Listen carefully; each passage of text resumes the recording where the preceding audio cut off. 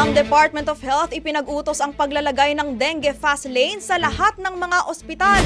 Brigada Jigo Custodio, ibrigada mo!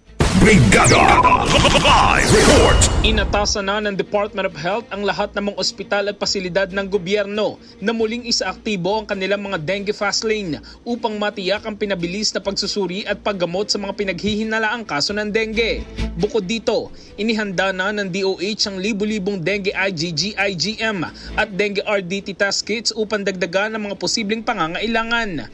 Calabarzon ang may pinakamataas na kaso ng dengue, sumunod ng Metro Manila at Central Luzon.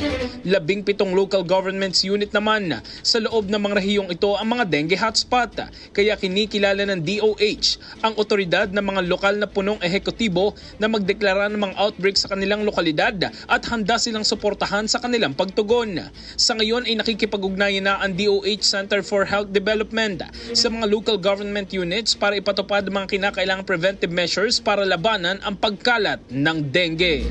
In the heart of changing lives, ito si Brigada Jigo Custodio ng 105.1 Brigada News of Manila, the Music and News of Brigada Balita Nationwide sa tanghali. Ang bahaging ito ay hatid sa atin ng Yummy-Vit ES3 Syrup. Simulang tuparin ang pangarap ng iyong anak. And starting now,